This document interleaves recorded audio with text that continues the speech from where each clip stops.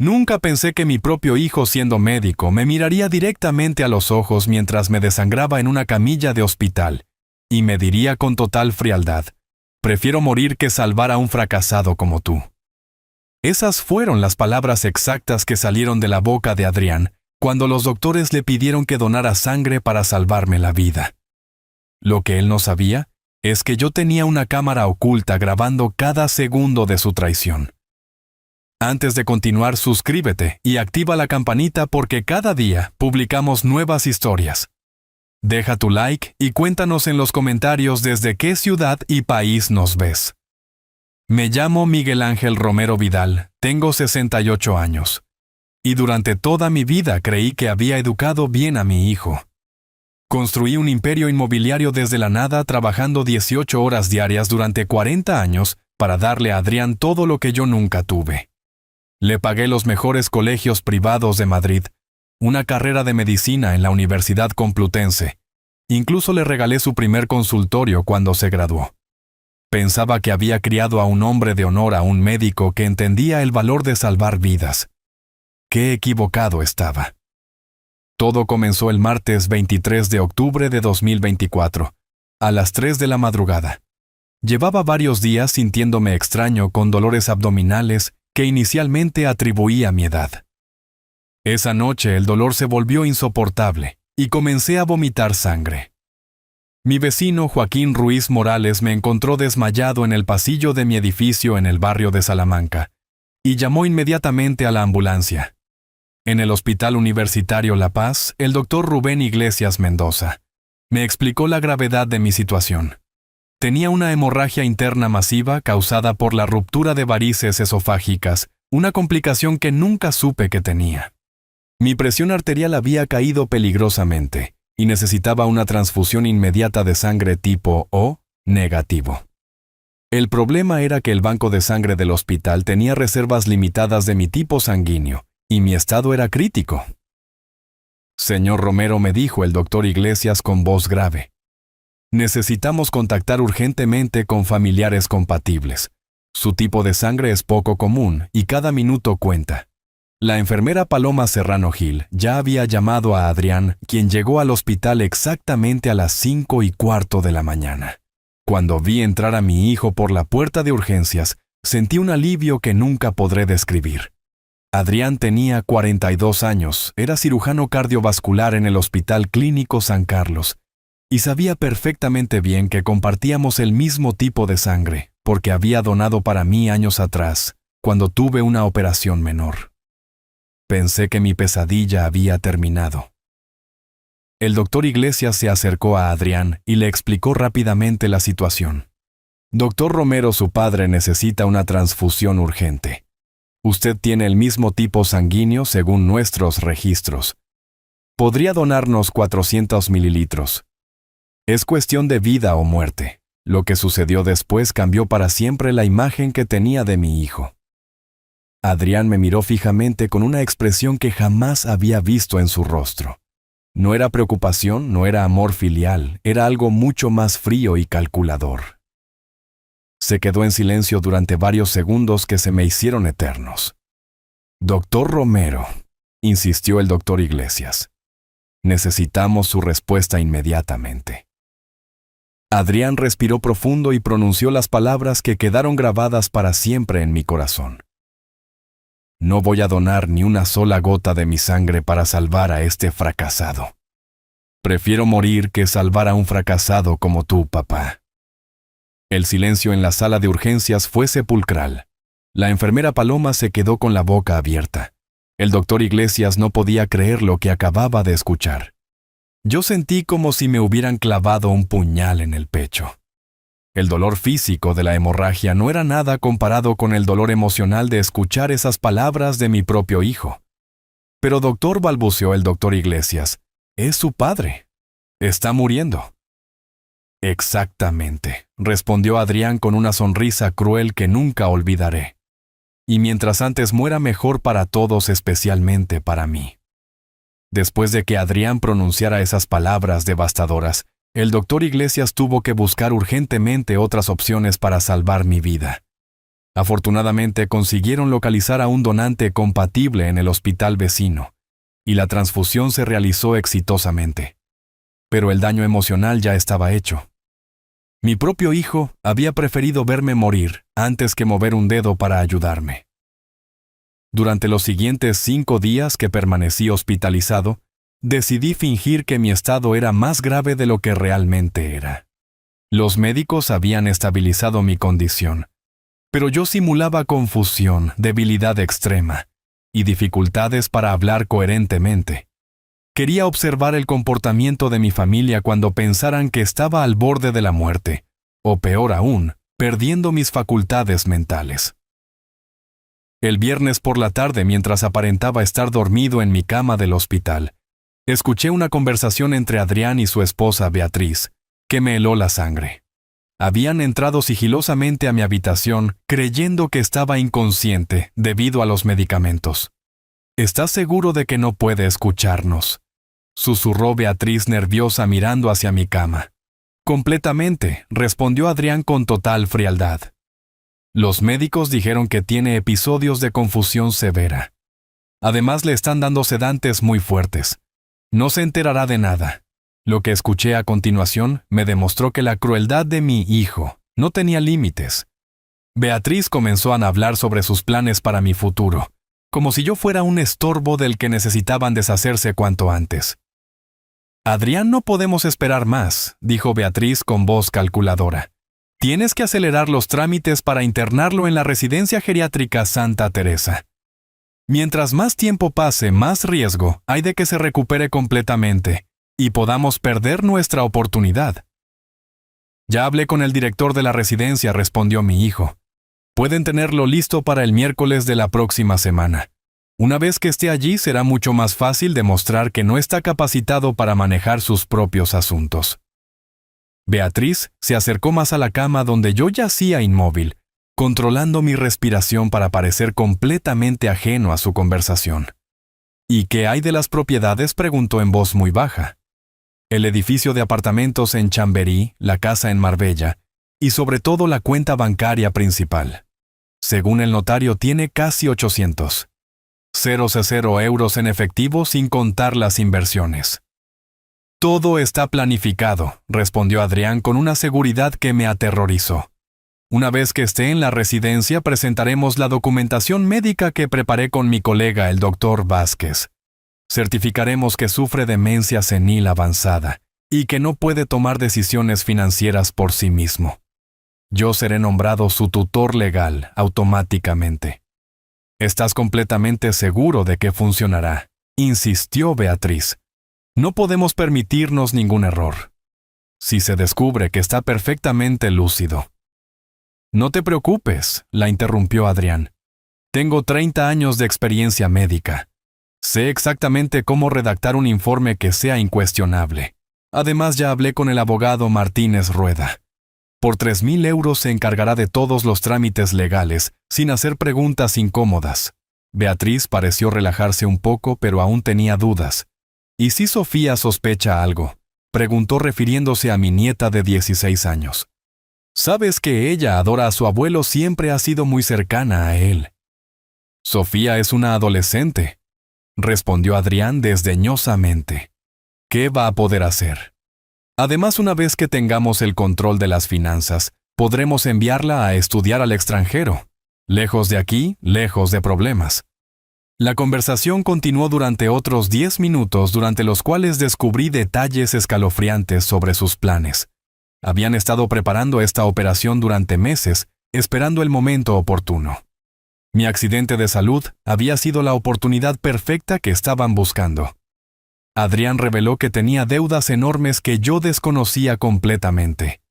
Había perdido una demanda por mala praxis médica el año anterior y debía pagar una indemnización de 320.000 euros a la familia de un paciente que había muerto por su negligencia.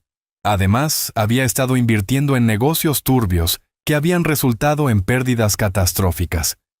Sin el dinero del viejo vamos a perder la casa, el coche, todo, admitió Adrián con desesperación. Los abogados de la familia Herrera no van a esperar mucho más tiempo. Si no pagamos la indemnización antes de fin de año, embargarán todo lo que tenemos. Beatriz asintió comprensivamente. Por eso es tan importante actuar rápido. Una vez que tengamos acceso a sus cuentas, podremos saldar todas las deudas y empezar de nuevo. Cuando finalmente se marcharon, mi mente trabajaba a toda velocidad. En menos de una semana había descubierto que mi hijo no solo me había negado la sangre que podría haberme salvado la vida, sino que además había estado planeando robarme todo lo que había trabajado durante décadas para construir.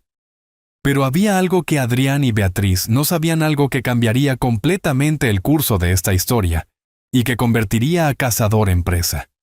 Lo que Adrián y Beatriz ignoraban completamente era que desde hace 6 meses yo había instalado un sistema de grabación de audio en varios lugares estratégicos debido a una situación completamente diferente. Mi vecino del piso inferior, Roberto Sánchez Torrens, había estado robando correspondencia y paquetes del edificio, y como presidente de la comunidad necesitaba evidencias para denunciarlo. Había colocado pequeños dispositivos de grabación activados por voz en el recibidor en mi despacho personal, y curiosamente también en mi habitación. Cuando regresé a casa el lunes siguiente después del alta médica, lo primero que hice fue revisar todas las grabaciones del hospital. Tenía un dispositivo portátil que siempre llevaba conmigo en el bolsillo interior de mi chaqueta, algo que había adquirido por recomendación de mi abogado, tras algunos problemas con inquilinos conflictivos en mis propiedades de alquiler. Al escuchar las grabaciones confirmé cada palabra venenosa que había pronunciado mi hijo. Su negativa brutal a donarme sangre, sus planes para internarme fraudulentamente y toda la conspiración para robar mi patrimonio estaba registrada con una claridad cristalina, pero necesitaba más información antes de actuar. Durante los siguientes días continué fingiendo debilidad y confusión mental cada vez que Adrián o Beatriz me visitaban. Era fundamental que creyeran que su plan estaba funcionando perfectamente. Mientras tanto, contacté discretamente con mi investigador privado de confianza, Esteban Morales Jiménez, quien había trabajado para mí en el pasado, resolviendo problemas con inquilinos problemáticos y verificando antecedentes de socios comerciales. Don Miguel, me dijo Esteban durante nuestra reunión secreta en el café comercial de la Glorieta de Bilbao. Necesito que me dé todos los detalles que pueda sobre las actividades financieras de su hijo. Si realmente tiene las deudas que usted menciona, debe haber dejado rastros. Le entregué toda la información que había recopilado, nombres de abogados, fechas aproximadas del juicio por mala praxis y los fragmentos de conversación que había grabado. Esteban tomó notas meticulosamente y me prometió resultados en 72 horas. Mientras esperaba el informe de Esteban, decidí investigar por mí algunos aspectos que me resultaban especialmente inquietantes. Llamé a mi viejo amigo Carlos Mendoza Rivas, quien había sido director del Colegio de Médicos de Madrid durante 15 años antes de jubilarse. Carlos tenía contactos en todo el sector sanitario madrileño. Miguel, me resulta muy extraño lo que me cuentas, me dijo Carlos tras escuchar mi relato. Adrián siempre tuvo una reputación impecable en el hospital. Sin embargo, ahora que lo mencionas, hace unos meses corrieron rumores sobre un caso complicado en el San Carlos, pero los detalles se mantuvieron muy reservados. Carlos prometió hacer algunas consultas discretas y averiguar qué había sucedido exactamente con la carrera profesional de mi hijo. Mientras tanto, yo seguía representando mi papel de anciano confundido y vulnerable, algo que cada día me resultaba más difícil de soportar. El jueves por la tarde, Esteban me llamó con noticias que superaron mis peores expectativas. Habíamos quedado en encontrarnos en el Parque del Retiro cerca del Palacio de Cristal, donde podríamos hablar sin riesgo de ser escuchados. «Don Miguel», comenzó Esteban con expresión grave. «La situación de su hijo es mucho peor de lo que usted imaginaba. He conseguido acceso a documentos judiciales que demuestran que Adrián fue demandado no por un caso de mala praxis, sino por 3 casos diferentes entre enero y julio de este año». El informe de Esteban revelaba una realidad aterradora. Adrián había estado realizando cirugías innecesarias a pacientes ancianos, cobrando honorarios exorbitantes por procedimientos que no requerían. La familia Herrera que habían mencionado en su conversación no era la única afectada. Había al menos 6 familias más que habían presentado demandas civiles y criminales contra mi hijo. Según mis fuentes en los juzgados, continuó Esteban, las indemnizaciones totales que debe pagar ascienden a más de 500,000 euros. Pero hay algo aún peor. La Fiscalía está investigando posibles delitos de estafa agravada y lesiones graves. Podría enfrentar entre 5 y 8 años de prisión si se demuestran todos los cargos. La información era abrumadora, pero Esteban aún no había terminado. Había descubierto que Beatriz, lejos de ser una víctima inocente de las circunstancias, había sido cómplice activa en los esquemas fraudulentos de su marido. Como abogada especializada en derecho sanitario, había ayudado a redactar contratos engañosos y había asesorado a Adrián sobre cómo evitar responsabilidades legales. Su nuera tiene su propio bufete de abogados, pero está al borde de la bancarrota, explicó Esteban. Ha estado desviando dinero de las cuentas de clientes para cubrir los gastos legales de la defensa de Adrián. El Colegio de Abogados ya inició una investigación disciplinaria contra ella, pero la revelación más impactante estaba aún por llegar.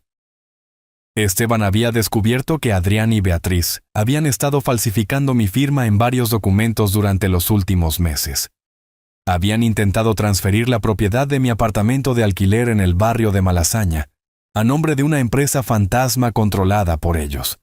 Solo la intervención casual de su notario don Fernando Aguirre Soto impidió que la transferencia se completara, me explicó Esteban. Don Fernando sospechó cuando vio que la firma no coincidía exactamente con las muestras que tenía en archivo y decidió posponerlo hasta poder hablar personalmente con usted. Ahora entendía por qué Adrián y Beatriz estaban tan desesperados por demostrar mi incapacidad mental. No era solo para acceder a mi dinero, sino para legitimar todas las falsificaciones que ya habían cometido. Si conseguían que me declararan incompetente, podrían argumentar que cualquier irregularidad en los documentos se debía a mi estado mental deteriorado. Esa noche, solo en mi apartamento, revisé toda la información que había recopilado. Tenía grabaciones de sus conversaciones conspirativas, evidencias de sus deudas millonarias, pruebas de falsificación de documentos y testimonios de múltiples víctimas de los esquemas fraudulentos de Adrián. Era momento de pasar de la defensa al ataque. Con todas las evidencias que había recopilado, era momento de consultar con profesionales que pudieran ayudarme a utilizar esta información de manera legal y efectiva. El viernes por la mañana solicité una cita urgente con mi abogado de confianza, don Gonzalo Ferrer Navarro, quien había manejado todos mis asuntos legales durante los últimos 20 años. Don Miguel, me dijo Gonzalo después de revisar meticulosamente todos los documentos que le presenté. Esto es mucho más grave de lo que inicialmente pensé. No estamos hablando solo de un intento de estafa familiar, sino de una red organizada de delitos que afecta a múltiples víctimas. Gonzalo me explicó que las falsificaciones de mi firma constituían delitos de falsedad documental, que las conspiraciones para declararme incompetente representaban tentativa de estafa agravada y que los esquemas médicos fraudulentos de Adrián podían clasificarse como delitos contra la salud pública. Cada una de estas acusaciones conllevaba penas de prisión considerables. Sin embargo, continuó Gonzalo, debemos proceder con extrema cautela. Su hijo y su nuera son profesionales con contactos influyentes en el sistema judicial y médico. Necesitamos una estrategia que sea absolutamente irrefutable. Durante nuestra reunión de 3 horas, elaboramos un plan meticuloso que atacaría desde múltiples frentes simultáneamente. Primero presentaríamos una denuncia formal ante la Fiscalía Provincial de Madrid por los delitos de falsificación documental. Segundo, enviaríamos todas las evidencias del fraude médico al Colegio de Médicos y a la Agencia Española de Medicamentos. Tercero, presentaríamos una querella civil para recuperar cualquier dinero que hubieran conseguido sustraer fraudulentamente. Pero hay algo más importante que todo esto, me advirtió Gonzalo. Necesitamos proteger inmediatamente todos sus activos financieros. Si Adrián y Beatriz sospechan que usted está investigándolos, podrían intentar acelerar sus planes o incluso destruir evidencias. Esa misma tarde, acompañado por Gonzalo, visité todas mis entidades bancarias para implementar medidas de seguridad adicionales. Cambié todas las contraseñas. Establecí que cualquier transacción superior a 1.000 euros requería mi presencia física con 2 formas de identificación, y solicité que me notificaran inmediatamente sobre cualquier intento de acceso a mis cuentas por parte de terceros. En el Banco Santander de la sucursal de Serrano, donde mantenía mi cuenta principal, la directora doña Carmen Iglesias Molina me informó sobre algo que me dejó helado.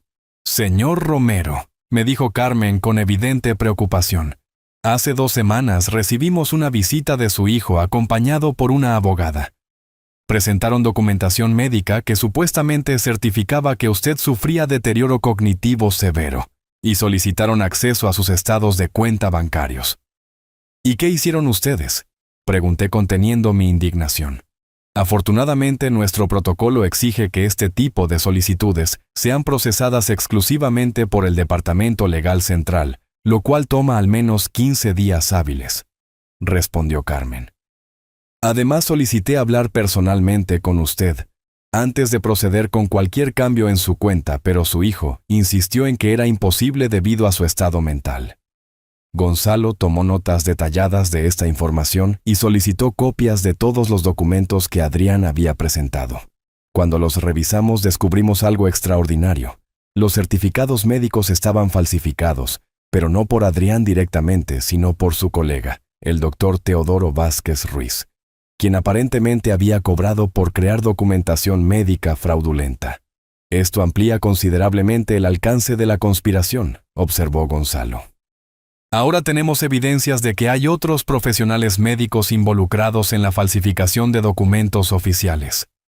Durante los siguientes días, mientras continuaba fingiendo confusión mental ante mi familia, trabajé intensivamente con mi equipo legal para fortalecer nuestro caso. Esteban, mi investigador, había conseguido contactar discretamente con algunas de las víctimas de los fraudes médicos de Adrián, y sus testimonios eran devastadores. Una de las víctimas, doña Esperanza Cortés Morales, una anciana de 74 años, me contó su experiencia a través de una videoconferencia que Gonzalo organizó en su despacho. Doctor Romero me convenció de que necesitaba una cirugía cardíaca urgente, explicó doña Esperanza con voz temblorosa. Me dijo que sin la operación moriría en menos de 3 meses. Pagué 45.000 euros por una intervención que, según descubrimos después, era completamente innecesaria. Mi corazón estaba perfectamente sano. El caso de doña Esperanza era especialmente grave porque Adrián había falsificado los resultados de sus exámenes cardíacos para justificar la cirugía innecesaria. Había alterado electrocardiogramas, manipulado ecocardiogramas y había sobornado a técnicos del laboratorio para que proporcionaran análisis de sangre falsificados. Pero lo peor de todo continuó. Doña Esperanza es que durante la operación innecesaria, el doctor Romero dañó una arteria que estaba perfectamente sana. Ahora tengo problemas cardíacos reales que no tenía antes de conocerlo. Mi familia está arruinada económicamente y mi salud está destruida por culpa de su codicia. Cuando terminó la videoconferencia me quedé en silencio durante varios minutos. No podía creer que el hijo que había criado con tanto amor y dedicación fuera capaz de causar tanto sufrimiento a personas inocentes. Pero lo más perturbador era darme cuenta de que yo inadvertidamente había financiado toda su educación médica y había contribuido a crear este monstruo. Gonzalo me sacó de mis reflexiones con una propuesta que cambiaría completamente el curso de nuestra estrategia. Don Miguel me dijo con determinación: «Creo que ha llegado el momento de tender una trampa a su hijo y a su nuera. Tenemos suficientes evidencias para proceder legalmente, pero si conseguimos que se incriminen aún más, podremos asegurar condenas mucho más severas y evitar que puedan manipular el sistema judicial con sus contactos». La trampa que Gonzalo propuso era brillante en su simplicidad y devastadora en sus implicaciones potenciales. El plan de Gonzalo era tan ingenioso como peligroso. La idea consistía en organizar una reunión familiar, donde yo fingiría estar completamente perdido mentalmente creando la oportunidad perfecta para que Adrián y Beatriz revelaran todos sus planes delante de testigos ocultos y equipos de grabación profesionales. Vamos a simular que usted quiere hacer modificaciones urgentes a su testamento, explicó Gonzalo durante nuestra planificación. Les diremos que está confundido sobre sus propiedades y que quiere repartir todo antes de morir. Esto los obligará a mostrar su verdadera naturaleza y a comprometerse aún más con declaraciones incriminatorias. Para ejecutar esta estrategia necesitábamos la colaboración de mi notario don Fernando Aguirre Soto, quien ya había demostrado su integridad al detener las transferencias fraudulentas anteriores. Fernando aceptó participar después de conocer todos los detalles de la conspiración contra mí. Don Miguel me aseguró: Fernando, como notario he visto muchos casos de abuso contra personas mayores, pero nunca algo tan elaborado y cruel como esto. Será un honor ayudarle a desenmascarar a estos delincuentes. El miércoles siguiente llamé a Adrián desde mi teléfono fijo, asegurándome de sonar confundido y vulnerable. «Hijo mío», le dije con voz temblorosa artificialmente, «necesito verte urgentemente. Estoy muy preocupado por mis cosas, por el dinero, por todo. Creo que voy a morir pronto y no sé qué hacer con mis propiedades». Adrián respondió con una falsa preocupación que me resultó nauseabunda, después de conocer sus verdaderas intenciones. «Papá, tranquilízate», me dijo con tono condescendiente. «Beatriz y yo iremos mañana por la tarde para hablar contigo. No te preocupes por nada, nosotros nos encargaremos de todo». Pero es que no recuerdo bien dónde tengo los papeles importantes. Continué mi actuación. A veces me olvido de las cosas, hijo. ¿Crees que me está pasando algo grave en la cabeza? «Es normal a tu edad, papá», respondió Adrián, y pude detectar una nota de satisfacción en su voz. «Por eso es importante que arregles todos tus asuntos mientras aún puedas. No te preocupes, mañana lo solucionamos todo». Esa noche, Gonzalo y su equipo instalaron discretamente equipos de grabación de audio y video en mi salón principal. Utilizaron cámaras diminutas ocultas en marcos de cuadros, plantas decorativas, incluso en el reloj de pared que había heredado de mi padre. Los micrófonos eran tan pequeños que resultaban completamente invisibles, pero captaban conversaciones con calidad profesional. «Recuerde, don Miguel», me instruyó. «Gonzalo. Debe parecer confundido, pero no completamente incoherente. Queremos que crean que puede tomar decisiones sobre su testamento, pero que está lo suficientemente deteriorado como para ser manipulado fácilmente». El jueves a las 4 de la tarde, Adrián y Beatriz llegaron puntualmente a mi apartamento. Yo los recibí en pijama y bata, con el cabello despeinado, y actuando como si me costara reconocerlos completamente al principio. «Adrián, ¿eres tu hijo?», pregunté fingiendo confusión. «Ah, sí, y tú eres... ¿Cómo te llamas? Ah, Beatriz, claro». Perdonen, a veces se me olvidan las cosas. Beatriz intercambió una mirada significativa con Adrián. Era evidente que interpretaron mi comportamiento como confirmación de que mi deterioro mental había avanzado considerablemente desde nuestra última conversación. «Papá», dijo Adrián sentándose a mi lado en el sofá, «nos dijiste que querías hablar sobre tus propiedades y tu dinero. ¿Qué es lo que te preocupa exactamente?» «Es que no sé dónde tengo los papeles», respondí actuando nervioso. «Tengo mucho dinero en el banco, ¿verdad? Y también tengo casas, pero no recuerdo bien cuántas ni dónde están. Tengo miedo de que cuando me muera todo se pierda». Beatriz se inclinó hacia adelante con expresión aparentemente comprensiva, pero yo podía ver la codicia brillando en sus ojos. Don Miguel me dijo con voz melosa: «No se preocupe por eso. Adrián y yo podemos ayudarle a organizar todo. ¿Por qué no nos cuenta qué propiedades recuerda tener?».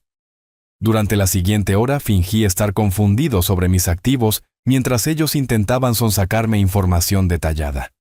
Mencioné deliberadamente cifras incorrectas, fechas equivocadas y ubicaciones imprecisas de mis propiedades. Cada error que cometía parecía tranquilizarlos más, convenciéndolos de que realmente estaba perdiendo mis facultades mentales. Papá dijo: «Adrián, finalmente creo que sería buena idea que firmaras algunos documentos para asegurar que todo esté en orden». Beatriz puede preparar los papeles necesarios para que no tengas que preocuparte más por estos temas. ¿Qué tipo de documentos?, pregunté fingiendo ingenuidad. Bueno, respondió Beatriz cuidadosamente. Podríamos hacer un poder general para que Adrián pueda manejar tus cuentas bancarias y pagar tus facturas. También sería prudente transferir las propiedades a su nombre para evitar problemas con Hacienda cuando llegue el momento. ¿Quieres decir cuando me muera?, pregunté directamente. Exactamente, confirmó Adrián sin mostrar ninguna emoción. Es lo más inteligente que puedes hacer ahora que aún estás relativamente lúcido. Lo que dijeron a continuación superó todas mis expectativas. Creyendo que estaba completamente vulnerable y manipulable, comenzaron a revelar detalles específicos de sus planes que nunca había escuchado antes. Mira, papá, dijo Adrián con una crueldad escalofriante. La verdad es que Beatriz y yo hemos estado preparando todo esto desde hace meses. Sabíamos que tarde o temprano tu mente empezaría a fallar, y necesitábamos estar listos. Adrián tiene razón, añadió Beatriz. Hemos consultado con varios especialistas y todos coinciden en que lo mejor para usted es que alguien más joven y capacitado maneje sus asuntos financieros. Pero yo todavía puedo pensar, protesté débilmente. No estoy loco. Adrián se rió con una frialdad que me heló la sangre. Papá, la semana pasada me preguntaste 3 veces la misma pregunta en 5 minutos. Ayer llamaste a Beatriz por el nombre de mi madre que murió hace 15 años. Y ahora mismo no recuerdas dónde guardas tus documentos importantes. ¿De verdad crees que estás capacitado para manejar 800,000 euros? La conversación continuó durante otros 20 minutos, y con cada palabra que pronunciaban, Adrián y Beatriz se hundían más profundamente en sus propias mentiras y revelaban la verdadera extensión de su conspiración. Lo que más me impactó fue descubrir que incluso habían involucrado a mi nieta Sofía en sus planes manipulativos. ¿Y qué vamos a hacer con Sofía?, preguntó Beatriz mirando hacia la puerta como si temiera que la adolescente pudiera aparecer en cualquier momento. Sofía no será un problema, respondió Adrián con total frialdad. Le diremos que el abuelo está enfermo y que necesita cuidados especiales. Una vez que tengamos el control legal de todo, la enviaremos a estudiar a Londres con mi hermana Carmen, lejos de aquí, lejos de preguntas incómodas. Pero no sospechará algo cuando vea que su abuelo ya no vive en su apartamento, insistió Beatriz. Para cuando se dé cuenta ya será demasiado tarde, respondió Adrián encogiéndose de hombros. Además, Sofía es una niña. ¿Qué va a poder hacer contra 2 adultos con títulos universitarios y contactos legales? Escuchar cómo planeaban manipular y alejar a mi nieta, la única persona de la familia que realmente me amaba, fue el momento en que decidí que ya había escuchado suficiente. Era hora de revelar mi carta ganadora. Me puse de pie lentamente fingiendo necesitar apoyo del brazo del sofá y caminé hacia mi escritorio donde guardaba documentos importantes. Adrián y Beatriz me observaron atentamente, probablemente esperando que tuviera otro episodio de confusión. «Hijo», dije, volviéndome hacia ellos, «hay algo que necesito mostrarte antes de firmar cualquier documento». «¿Qué es?» «¿Papá?», preguntó Adrián con impaciencia mal disimulada. En lugar de responder inmediatamente, saqué mi teléfono móvil y marqué un número que tenía memorizado. La llamada se conectó al primer timbre. «Gonzalo», dije claramente al teléfono, «ya puedes subir con Fernando. Tenemos todo lo que necesitábamos». La expresión en los rostros de Adrián y Beatriz cambió instantáneamente de condescendiente confianza a confusión total, y luego a horror gradual, cuando comenzaron a comprender lo que estaba sucediendo. «Papá», balbuceó Adrián. «¿De qué estás hablando? ¿Quién es Gonzalo?». En lugar de responder, me dirigí hacia la ventana y corrí las cortinas que habían estado cerradas durante toda nuestra conversación. La luz del atardecer iluminó completamente el salón, revelando por primera vez las pequeñas cámaras que habían estado grabando cada segundo de nuestro encuentro. «¿Ves esa cámara detrás del cuadro de tu abuela, Adrián?», dije señalando hacia la pared. «¿Y esa otra en la planta de la esquina? ¿Y el micrófono que está oculto en el reloj que heredé de mi padre, Beatriz? Se levantó bruscamente del sofá con el rostro completamente pálido. «¿Qué significa esto?», Miguel preguntó con voz temblorosa. «Significa, querida Beatriz». Respondí con una calma que me sorprendió a mí mismo, que durante los últimos 90 minutos han confesado delante de cámaras profesionales todos los delitos que han cometido contra mí y que planean cometer en el futuro. En ese momento se escucharon pasos en el pasillo y la puerta principal se abrió. Gonzalo entró acompañado por Fernando, mi notario, y por otras 2 personas que Adrián y Beatriz no reconocieron inmediatamente. «Buenas tardes», dijo Gonzalo dirigiéndose a mi hijo y mi nuera. «Soy Gonzalo Ferrer Navarro, abogado de don Miguel, y estos son el inspector Javier Ruiz Delgado de la Policía Nacional y la fiscal Carmen Jiménez Torres». El silencio que siguió a esta presentación fue ensordecedor. Adrián y Beatriz se quedaron completamente inmóviles como estatuas de sal mientras procesaban la magnitud de la trampa en la que habían caído. «¿Inspector?», murmuró finalmente. «¿Adrián? ¿Fiscal? No entiendo qué está pasando aquí». El inspector Ruiz se acercó a ellos mostrando su identificación oficial. «Doctor, Adrián Romero Castillo y doña Beatriz Castillo Moreno. Están ustedes bajo investigación por múltiples delitos, incluyendo falsificación de documentos, intento de estafa agravada, conspiración para cometer fraude, y en el caso del doctor Romero también por mala praxis médica y lesiones graves contra múltiples pacientes». «Esto es ridículo», gritó Beatriz, recuperando parcialmente la compostura. «No hemos hecho nada ilegal. Simplemente estábamos tratando de ayudar a un anciano que claramente está perdiendo sus facultades mentales». De verdad, intervino la fiscal Jiménez con una sonrisa fría. «Entonces, ¿pueden explicarnos por qué intentaron falsificar la firma de don Miguel en documentos de transferencia de propiedades? ¿Y por qué el doctor Romero presentó certificados médicos falsificados en 3 bancos diferentes, afirmando que su padre sufría demencia senil cuando claramente no es así?» Adrián finalmente encontró su voz, pero las palabras que salieron de su boca solo empeoraron su situación. «¿Cómo pueden acusarme de falsificar certificados médicos?», protestó. «Soy un cirujano cardiovascular con 30 años de experiencia. Yo mejor que nadie puedo evaluar el estado mental de mi propio padre. ¿Precisamente por eso sus acciones son tan graves?», respondió la fiscal. «Un médico que utiliza su posición profesional para cometer fraudes contra su propia familia y contra pacientes inocentes merece las penas más severas que contempla nuestro Código Penal». Gonzalo se acercó a mí y me puso una mano reconfortante en el hombro.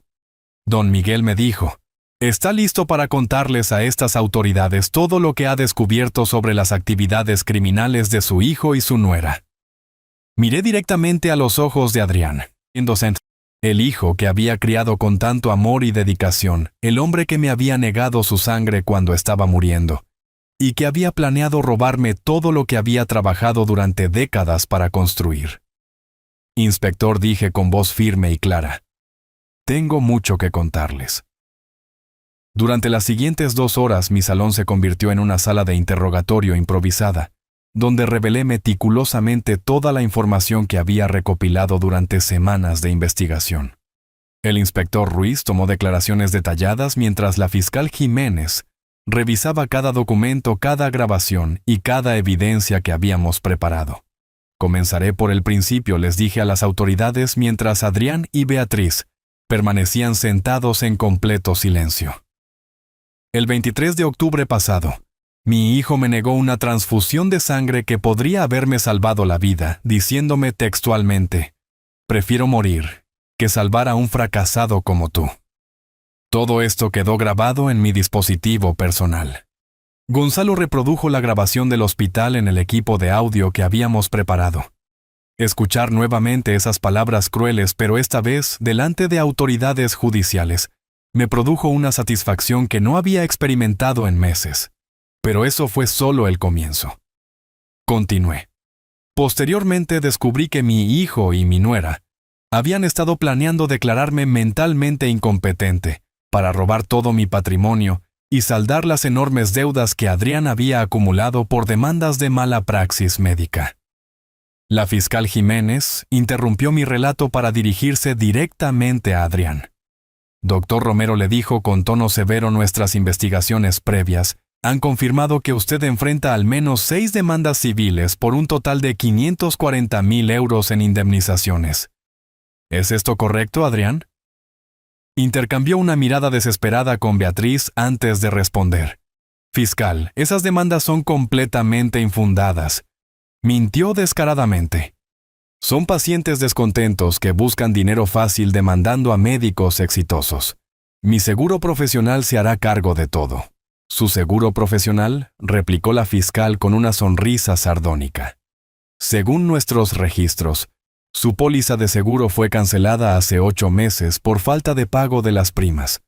Además, tenemos testimonios de al menos 4 víctimas que confirman que usted les realizó procedimientos médicos completamente innecesarios. El inspector Ruiz sacó una carpeta voluminosa de su maletín y comenzó a leer nombres y fechas específicas. Esperanza Cortés Morales. Cirugía cardíaca innecesaria, 45,000 euros. Ricardo Navarro Sanz. Operación de columna vertebral fraudulenta, 38,000 euros. Mercedes López Fernández. Extirpación de vesícula biliar sana, 22,000 euros. Continuó doctor Romero.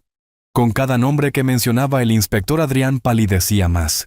Era evidente que no esperaba que las autoridades tuvieran información tan detallada sobre sus víctimas. Pero hay más, continué yo. Durante mi recuperación en el hospital, escuché una conversación entre Adrián y Beatriz, donde planeaban internarme fraudulentamente en una residencia geriátrica y falsificar documentos médicos para declararme incompetente. Gonzalo reprodujo entonces las grabaciones que había obtenido en el hospital, donde se escuchaban claramente las voces de Adrián y Beatriz discutiendo sus planes criminales. La calidad del audio era perfecta y cada palabra era inconfundible. Cuando terminó la reproducción, Beatriz finalmente perdió la compostura que había mantenido hasta ese momento. «Esto es una trampa elaborada», gritó poniéndose de pie bruscamente.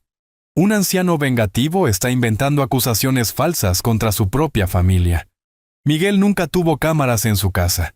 Todo esto es una farsa. La fiscal Jiménez la miró con una expresión que podría haber congelado lava ardiendo. Señora Castillo, le dijo con voz helada, ¿está usted sugiriendo que don Miguel falsificó las grabaciones donde ustedes confiesan múltiples delitos? ¿Está insinuando que contrató actores para imitar sus voces con precisión perfecta? ¿O tal vez piensa que sobornó a múltiples víctimas de los fraudes médicos de su esposo para que mintieran ante las autoridades? El inspector Ruiz se acercó entonces a Beatriz y le mostró otro conjunto de documentos. Además, señora Castillo, tenemos evidencias de que usted como abogada participó activamente en la falsificación de certificados médicos y en los intentos de transferencia fraudulenta de propiedades. El Colegio de Abogados de Madrid ya ha iniciado un expediente disciplinario contra usted. ¿Qué certificados médicos?, preguntó Beatriz, intentando parecer inocente, pero su voz temblorosa la traicionaba completamente. Los certificados firmados por el doctor Teodoro Vázquez Ruiz, afirmando que don Miguel sufría demencia senil severa, respondió el inspector. Certificados que usted presentó en 3 entidades bancarias diferentes, intentando conseguir acceso a las cuentas de su suegro. Gonzalo intervino entonces con información que fue el golpe final para Beatriz. Inspector, dijo, mi abogado también hemos descubierto que la señora Castillo desvió dinero de las cuentas fiduciarias de sus propios clientes para pagar los gastos legales de la defensa de su esposo. Esto constituye apropiación indebida agravada. El color desapareció completamente del rostro de Beatriz. Era evidente que no sabía que habíamos descubierto también esa información. Adrián, viendo que la situación era completamente insostenible, intentó una última estrategia desesperada. Papá me dijo con voz suplicante, todo esto es un malentendido terrible.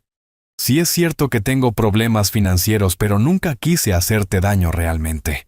Solo estaba desesperado.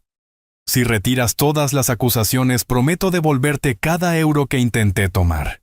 Su súplica patética me produjo una mezcla de lástima y repugnancia. Este era el mismo hombre que me había negado su sangre cuando estaba muriendo, que había planeado robarme todo lo que poseía, y que había causado sufrimiento indecible a pacientes inocentes. Adrián, le respondí con una calma que me sorprendió cuando me negaste tu sangre. En el hospital destruiste para siempre cualquier posibilidad de reconciliación entre nosotros. Un padre puede perdonar muchas cosas, pero jamás puede olvidar cuando su propio hijo prefiere verlo morir antes que ayudarlo. La fiscal Jiménez se dirigió entonces a ambos con tono oficial. Doctor, Adrián Romero Castillo y señora Beatriz Castillo, quedan ustedes formalmente acusados de conspiración para cometer estafa agravada, falsificación de documentos oficiales, y en el caso del doctor Romero también de mala praxis médica con resultado de lesiones graves. Tienen derecho a guardar silencio y a contactar con un abogado defensor. El inspector Ruiz se acercó a ellos con las esposas preparadas. Además, añadió, quedan detenidos preventivamente hasta que se celebre la audiencia de medidas cautelares que tendrá lugar el próximo lunes. Mientras observaba cómo esposaban a mi hijo y a mi nuera, sentí una extraña mezcla de justicia cumplida y tristeza profunda. Había ganado esta batalla, pero había perdido para siempre a mi familia. Después de que las autoridades se llevaran a Adrián y Beatriz esposados, mi apartamento quedó sumido en un silencio extraño y pesado. Gonzalo, Fernando y yo nos quedamos solos, rodeados por los equipos de grabación, que habían capturado la confesión más devastadora que jamás había presenciado. Don Miguel, me dijo Gonzalo guardando los documentos en su maletín, lo más difícil ya ha pasado. Ahora debemos prepararnos para las consecuencias legales que vendrán en los próximos días y semanas. Durante los siguientes 3 días, los medios de comunicación se hicieron eco de la detención de un prestigioso cirujano cardiovascular y su esposa abogada por estafa familiar y mala praxis médica. Los titulares de los periódicos eran demoledores. Médico niega transfusión a su padre moribundo. Cirujano estafa a pacientes ancianos con operaciones innecesarias. Abogada roba dinero de clientes para defender a esposo criminal. El sábado por la mañana recibí una llamada que me sorprendió completamente. Era mi nieta Sofía, quien había estado pasando el fin de semana en casa de su mejor amiga cuando arrestaron a sus padres. «Abuelo», me dijo con voz temblorosa, «acabo de enterarme de todo por las noticias. Es verdad lo que dicen sobre papá y mamá». La conversación con Sofía fue una de las más difíciles de mi vida. ¿Cómo explicarle a una adolescente de 16 años que sus padres eran criminales que habían intentado robar a su propio abuelo? ¿Cómo contarle que su padre me había negado una transfusión de sangre que podría haberme salvado la vida? Sofía, cariño, le dije eligiendo cuidadosamente mis palabras. Tu padre y tu madre cometieron errores muy graves, pero quiero que sepas que nada de esto es culpa tuya, y que yo siempre te amaré sin importar lo que pase. ¿Puedo ir a verte, abuelo?, me preguntó con voz quebrada. No tengo a nadie más ahora. Por supuesto que sí, mi amor. Le respondí inmediatamente. Esta siempre será tu casa. Cuando Sofía llegó esa tarde traía una maleta pequeña y los ojos hinchados de tanto llorar. La abracé durante varios minutos sin decir nada, sintiendo cómo su cuerpo pequeño temblaba contra el mío. Abuelo, me susurró finalmente, ¿por qué papá te hizo esas cosas terribles? Siempre pensé que te quería. Esa pregunta me obligó a reflexionar profundamente sobre los errores que tal vez había cometido como padre. Había malcriado a Adrián dándole todo, sin enseñarle el valor del trabajo y el sacrificio. Había sido demasiado permisivo cuando mostró los primeros signos de egoísmo y falta de empatía. Sofía, le dije finalmente, a veces las personas cambian de maneras que no podemos entender ni predecir. Tu padre se dejó llevar por la codicia y perdió de vista lo que realmente importa en la vida. Durante esa semana, mientras Adrián y Beatriz permanecían en prisión preventiva esperando la audiencia judicial, comenzaron a llegar las primeras consecuencias de sus acciones. El Hospital Clínico San Carlos, Suspendió inmediatamente la licencia médica de Adrián e inició una investigación interna sobre todos los procedimientos quirúrgicos que había realizado durante los últimos 2 años. El martes, el doctor Ricardo Mendoza, Herrera, director médico del hospital, me llamó personalmente para disculparse por no haber detectado antes las irregularidades en el comportamiento profesional de mi hijo. Señor Romero, me dijo el doctor Mendoza, quiero expresarle nuestras más sinceras disculpas. Como institución médica fallamos al no supervisar más estrictamente las actividades del doctor Adrián Romero. Estamos revisando todos sus casos y contactando con cada paciente que pudo haber sido afectado. Esa misma semana, el Colegio de Médicos de Madrid anunció oficialmente la expulsión de Adrián de la organización profesional, lo que significaba que nunca más podría ejercer la medicina en España. La decisión fue unánime y se basó no solo en los fraudes contra pacientes, sino también en la violación del juramento hipocrático, al negar asistencia médica a su propio padre. Paralelamente, el Colegio de Abogados suspendió inmediatamente la licencia profesional de Beatriz y congeló todas las cuentas de su bufete de abogados después de confirmar que había desviado fondos de clientes para uso personal. El viernes de esa semana, Gonzalo me informó sobre las primeras decisiones judiciales relacionadas con el caso. Don Miguel me dijo durante nuestra reunión en su despacho: la fiscal ha decidido solicitar penas de prisión de 6 a 8 años para Adrián por los delitos de estafa agravada, falsificación de documentos y mala praxis médica. Para Beatriz está pidiendo entre 4 y 6 años por complicidad en estafa y apropiación indebida. ¿Y qué posibilidades tienen de evitar la prisión?, le pregunté. Muy pocas, respondió Gonzalo categóricamente. Las evidencias son abrumadoras. Tienen múltiples víctimas dispuestas a testificar, y los delitos están perfectamente documentados en grabaciones de audio y video. Además, el caso ha tenido mucha repercusión mediática, lo que hace improbable que los jueces sean benevolentes. Durante esos días también recibí llamadas de algunas de las víctimas de los fraudes médicos de Adrián. Doña Esperanza Cortés, la anciana que había sido sometida a una cirugía cardíaca innecesaria, me contactó para agradecerme por haber denunciado a mi hijo. Señor Romero, me dijo con voz emocionada, sé lo difícil que debe haber sido para usted denunciar a su propio hijo. Pero gracias a su valentía, mi familia y yo finalmente tendremos justicia. Su hijo me robó mis ahorros de toda la vida y casi me mata con una operación que no necesitaba. Estas conversaciones con las víctimas de Adrián me ayudaron a confirmar que había tomado la decisión correcta, por muy dolorosa que fuera personalmente. El domingo por la noche, mientras cenaba tranquilamente con Sofía en mi apartamento, sonó el teléfono. Era una llamada desde la prisión. Adrián había conseguido su derecho a una llamada telefónica y había decidido contactarme. ¿Papá? Escuché su voz quebrada a través del auricular. Por favor, necesito hablar contigo, por favor. Sofía me miró con ojos interrogantes, esperando ver cuál sería mi reacción. Después de varios segundos de silencio, tomé la decisión que marcaría definitivamente el futuro de nuestra relación. «Adrián», le dije con voz firme pero calmada, «tienes 5 minutos para decir lo que tengas que decir». «¿Papá?», comenzó Adrián con una voz que jamás había escuchado antes, quebrada por el llanto y la desesperación. «Sé que no merezco tu perdón, pero necesito que sepas que nunca quise que las cosas llegaran tan lejos. Todo se salió de control».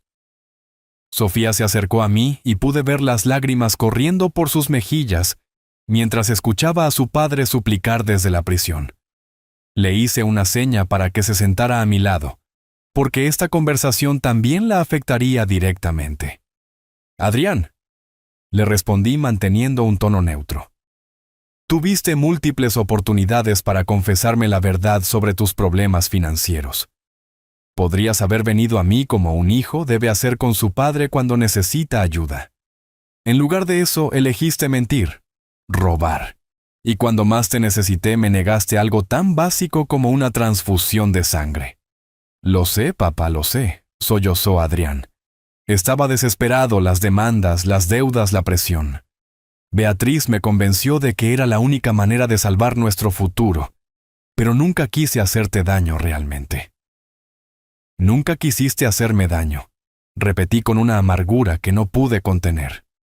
Adrián, me dijiste literalmente que preferías verme morir antes que salvarme la vida. ¿Cómo puedes decir ahora que no querías hacerme daño? El silencio al otro lado de la línea duró varios segundos. Cuando Adrián volvió a hablar, su voz sonaba aún más desesperada. Papá estaba fuera de mí. La presión, los problemas, todo.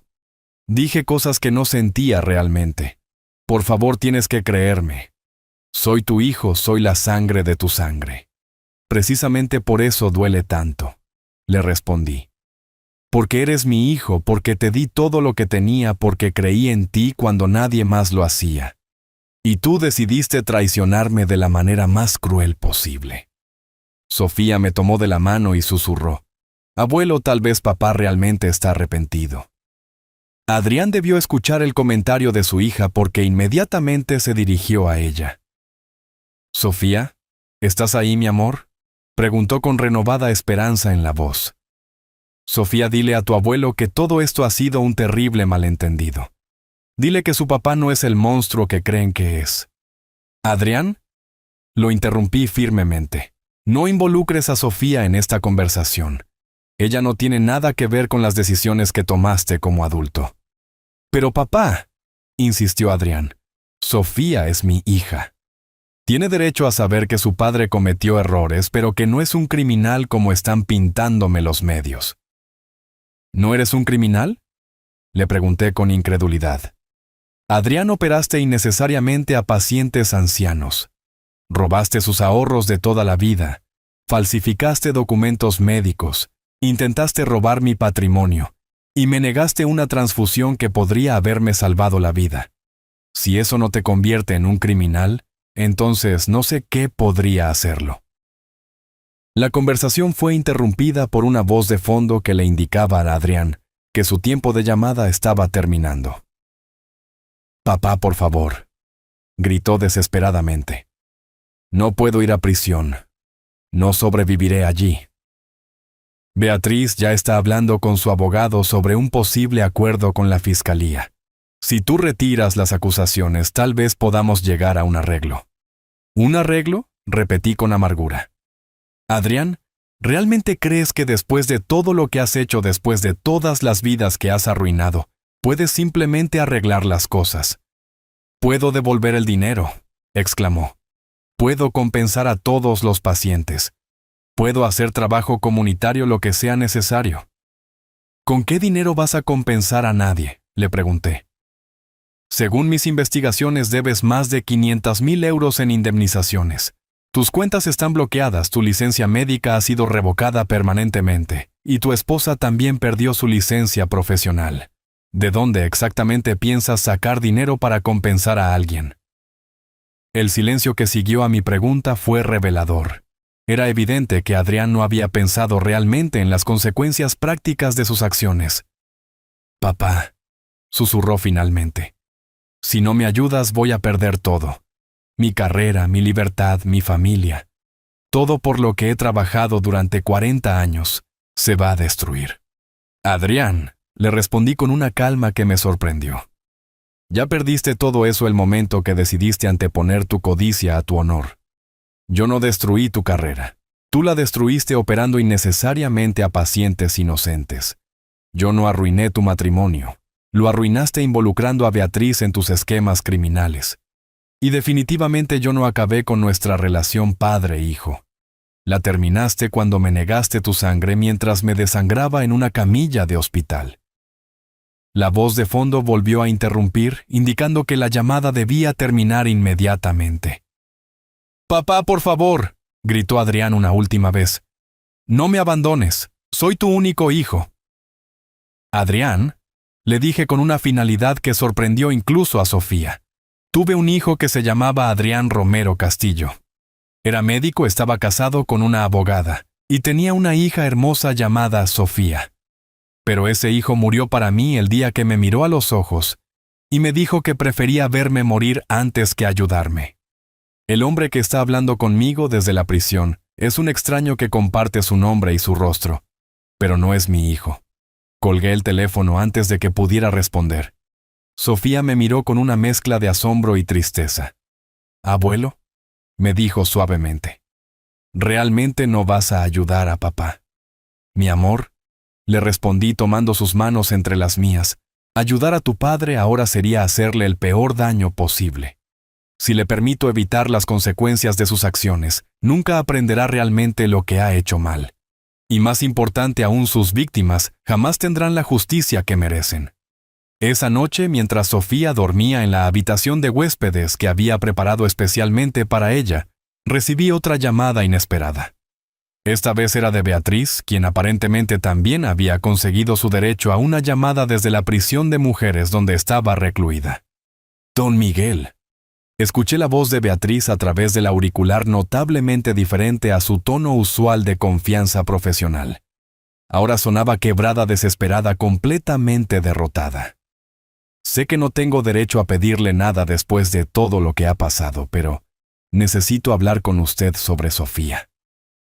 Me sorprendió que Beatriz eligiera comenzar la conversación hablando de su hija en lugar de suplicar por su propia libertad como había hecho Adrián. «¿Qué hay sobre Sofía?», le pregunté manteniendo un tono cauteloso. «Ella no tiene a nadie más que a usted ahora», continuó Beatriz, y pude detectar lágrimas genuinas en su voz. «Mi hermana en Sevilla no puede hacerse cargo de una adolescente, y los padres de Adrián murieron hace años. Por favor, no permita que Sofía pague por nuestros errores». «Beatriz», le respondí con firmeza, «Sofía siempre tendrá un hogar conmigo. Es mi nieta y la amo incondicionalmente, pero no puedo decir lo mismo sobre ti o sobre Adrián». «Lo sé», murmuró Beatriz. «Don Miguel, quiero que sepa que todo esto comenzó como una idea desesperada cuando los problemas financieros de Adrián se volvieron insostenibles. Nunca imaginé que llegaríamos tan lejos, que haríamos tanto daño». «Una idea desesperada», repetí con incredulidad. «Beatriz, ustedes planearon durante meses robar mi patrimonio, falsificaron documentos médicos, mintieron a instituciones financieras e incluso involucraron a médicos corruptos en su conspiración. Eso no es desesperación, es una empresa criminal organizada». El silencio del otro lado de la línea duró varios segundos antes de que Beatriz volviera a hablar, esta vez con una honestidad brutal que me tomó completamente desprevenido. «Tiene razón», admitió. «Don Miguel, durante estos días en prisión, he tenido tiempo para reflexionar sobre todo lo que hicimos, y me he dado cuenta de algo terrible. En algún momento dejé de ser abogada para convertirme en cómplice de un estafador.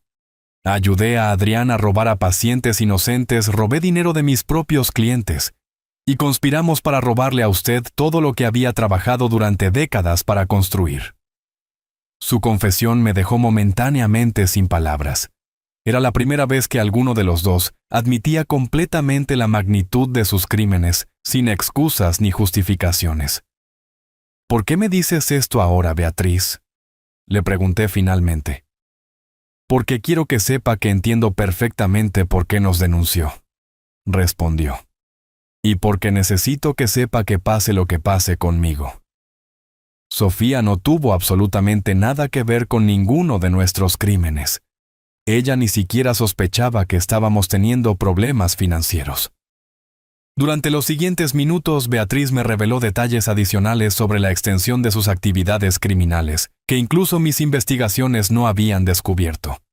Me contó sobre otros médicos que habían estado involucrados en el esquema de cirugía sin necesaria sobre pacientes adicionales que habían sido estafados, y sobre la red de abogados corruptos que habían facilitado las falsificaciones de documentos. «Don Miguel», continuó Beatriz, «mi abogado defensor me ha explicado que enfrentaré entre 4 y 6 años de prisión efectiva. No hay manera de evitarlo con todas las evidencias que usted recopiló. Pero quiero pedirle un favor que no tiene nada que ver conmigo o con Adrián». «¿Qué favor?», pregunté con curiosidad. «Por favor, no permita que Sofía me visite en la prisión durante los primeros años de mi condena», me dijo con una determinación que no esperaba. Una adolescente no debería ver a su madre en ese ambiente. Quiero que ella recuerde a la abogada exitosa que era antes, no a la criminal en la que me convertí. Esta petición me impactó profundamente. Por primera vez desde que había comenzado toda esta pesadilla, Beatriz estaba mostrando genuina preocupación maternal, por encima de sus propios intereses. ¿Estás segura de eso, Beatriz?, le pregunté. Sofía podría necesitar hablar contigo, especialmente durante los primeros meses, mientras se adapta a esta nueva realidad. Estoy completamente segura, respondió con convicción. Don Miguel Sofía es una joven brillante con un futuro prometedor. No puede permitir que los errores de sus padres definan el resto de su vida. Ella necesita estabilidad de educación y, sobre todo, necesita ejemplo de personas honorables como usted. La conversación fue interrumpida por el aviso de que el tiempo de llamada estaba terminando, pero Beatriz tenía algo más que decir. «Don Miguel», dijo rápidamente, «hay algo más que debes saber. Adrián está considerando declararse culpable de todos los cargos a cambio de una sentencia reducida. Su abogado le ha dicho que con una confesión completa y cooperación con las autoridades, podría salir en 3 o 4 años en lugar de 8. ¿Y tú qué vas a hacer?, le pregunté. Voy a seguir el consejo de mi abogado y también declararme culpable, respondió. No tiene sentido prolongar este proceso con un juicio largo que solo causaría más dolor a Sofía y más sufrimiento a las víctimas de nuestros crímenes. Después de colgar me quedé sentado en silencio durante varios minutos reflexionando sobre las 2 conversaciones que había tenido esa noche. Adrián había llamado buscando compasión y tratando de evitar las consecuencias de sus acciones. Beatriz había llamado para asumir responsabilidad completa y para proteger el bienestar de su hija. Al día siguiente, Gonzalo me visitó con noticias sobre los desarrollos legales más recientes. Don Miguel me informó. Tanto Adrián como Beatriz han decidido declararse culpables de todos los cargos. La audiencia de sentencia está programada para dentro de 2 semanas. ¿Qué significa esto en términos prácticos?, le pregunté.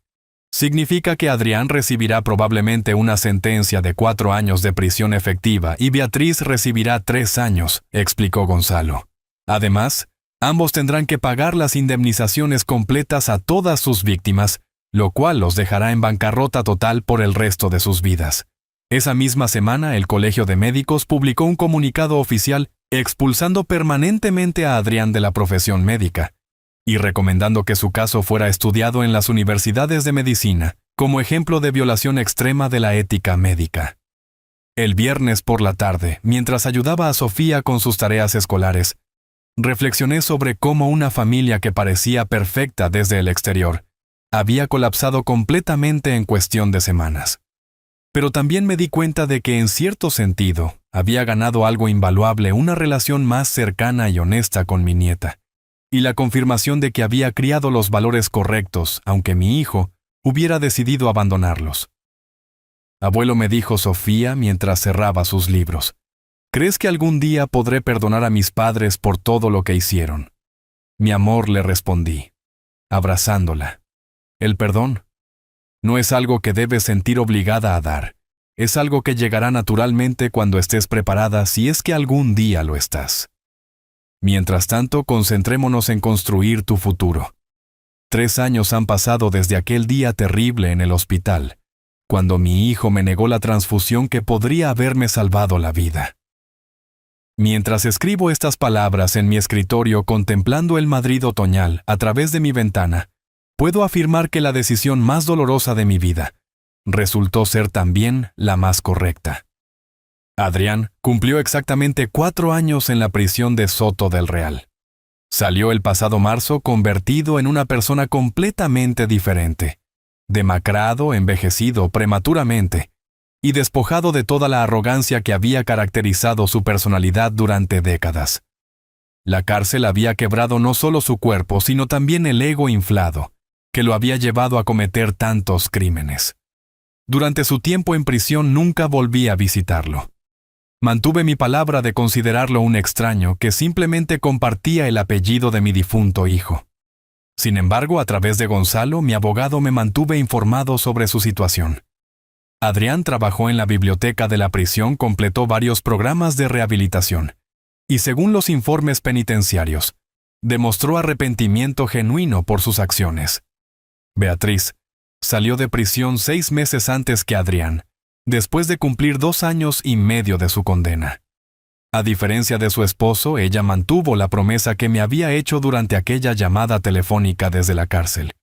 Nunca intentó contactar con Sofía durante su reclusión, protegiendo así a su hija del trauma de verla en ese ambiente degradante. Cuando Adrián recuperó su libertad, intentó reconstruir su vida desde cero, de la manera más humilde posible. Sin licencia médica, sin patrimonio, y con un historial criminal que lo perseguirá para siempre, consiguió trabajo como dependiente en una farmacia del barrio de Vallecas. El dueño, don Eugenio Ramos Cortés, un hombre mayor que conocía su historia, decidió darle una oportunidad después de que Adrián le confesara honestamente toda la verdad sobre su pasado. Don Miguel me contó Gonzalo durante una de nuestras reuniones regulares. Su hijo está viviendo en un apartamento de una habitación cerca de su trabajo. Gana el salario mínimo, va caminando al trabajo para ahorrarse el transporte público. Y según mis fuentes, no ha intentado contactar con ninguno de sus antiguos colegas médicos. La transformación de Adrián era completa. De cirujano cardiovascular prestigioso, a empleado de farmacia de vivir en un chalet en La Moraleja, a habitar un estudio diminuto en uno de los barrios más humildes de manejar cientos de miles de euros, a sobrevivir con menos de 1,000 euros mensuales. Beatriz siguió un camino similar aunque ligeramente diferente. Perdió definitivamente su licencia para ejercer como abogada, pero consiguió trabajo como asistente administrativa en una clínica veterinaria. Vive sola en un apartamento alquilado en Getafe. Y según la información que he podido obtener, mantiene un perfil extremadamente bajo, evitando cualquier contacto con sus antiguos círculos profesionales. Lo que más me ha sorprendido es que Adrián y Beatriz se divorciaron durante su tiempo en prisión. Aparentemente, la presión de enfrentar las consecuencias de sus crímenes destruyó completamente su matrimonio. Ahora, viven vidas separadas unidos, únicamente por el dolor de haber perdido la custodia de su hija y el arrepentimiento por las decisiones que tomaron. Sofía, ahora de 19 años, se ha convertido en una joven extraordinaria.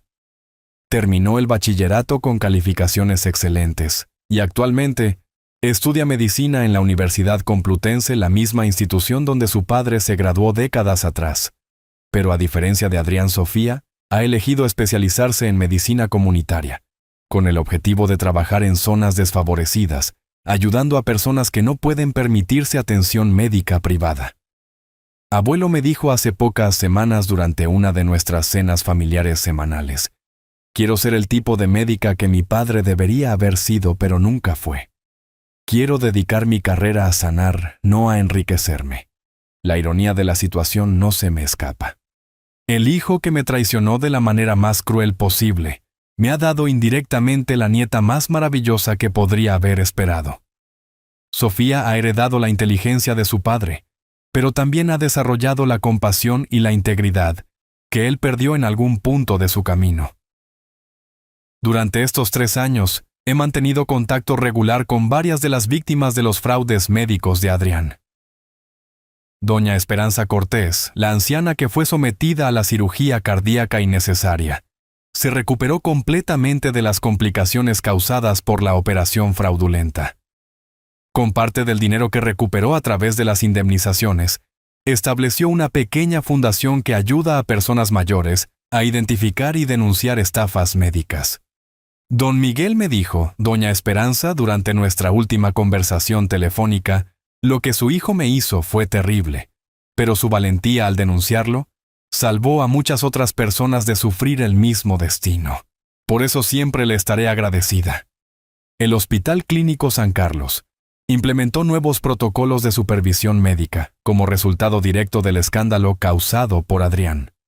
Ahora todos los procedimientos quirúrgicos no urgentes requieren una segunda opinión obligatoria, y existe un sistema de monitoreo que rastrea los patrones de comportamiento de los médicos para detectar posibles irregularidades. En cuanto a mi salud, me he recuperado completamente de la hemorragia que casi me cuesta la vida hace 3 años. Irónicamente, el estrés emocional de descubrir la traición de mi hijo y el proceso de llevarlo ante la justicia me dieron una nueva energía y propósito en la vida.